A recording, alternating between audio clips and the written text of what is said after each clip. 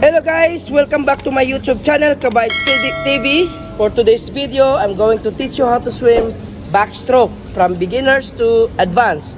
So the first thing that we need to learn from backstroke is drills.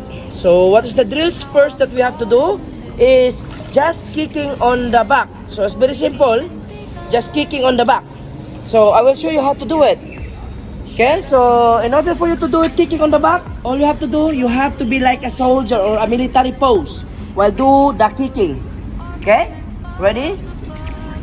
Okay, watch.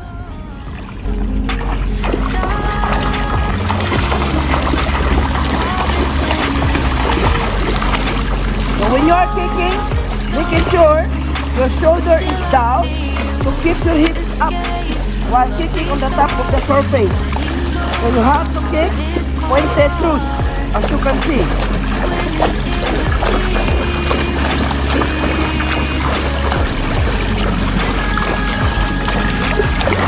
Okay, always your body flat in the surface.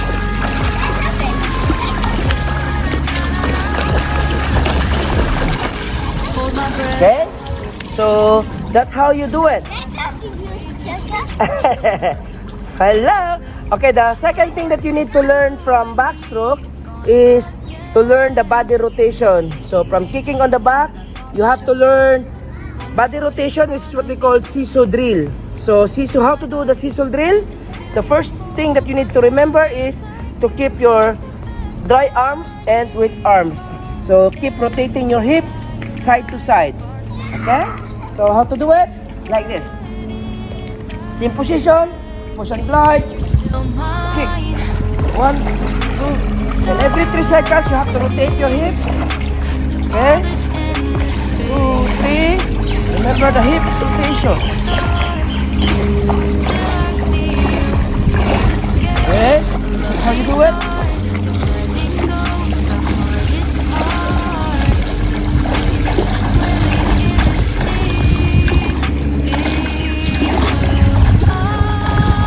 Keep your chin level to your chest to keep your body position in line to the body.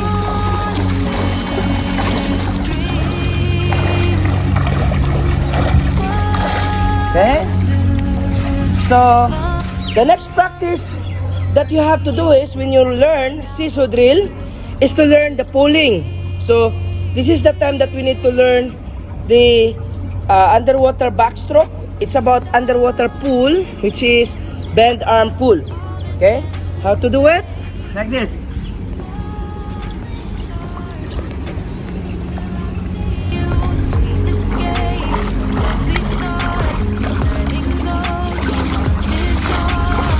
Okay? So when your arm is already lengthened, you have to pull and then you rotate to the other side. Okay? Keep lengthen arm. And then pull again, rotate to the other side, lengthen arms again, bend arm pull,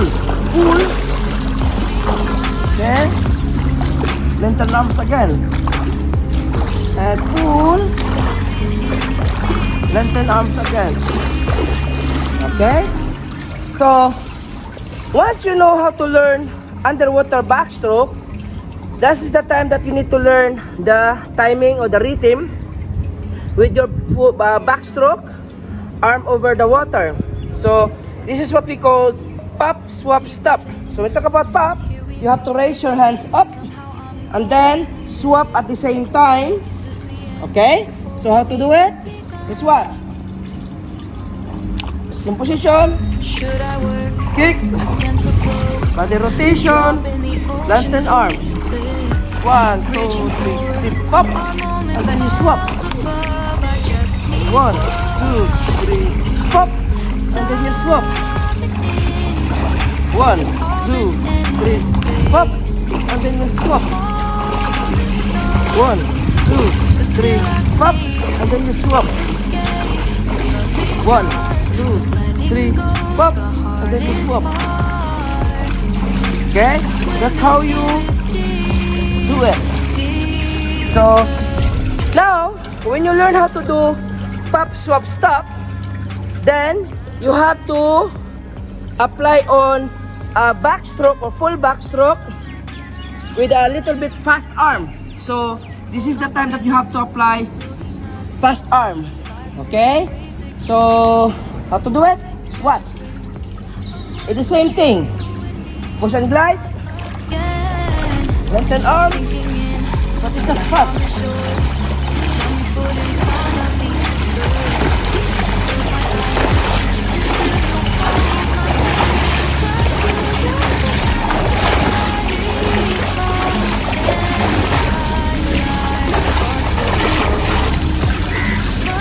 Okay? So, once you learn how to do full backstroke, then you have to add with push and glide on your back using the streamline on your back. This is used for backstroke start. So, all you have to do, you start with the backstroke start, streamline on your back, one hand on the legs, then you start the swim. Okay? How to do it? Watch. Streamline. One hand on the legs, then swim.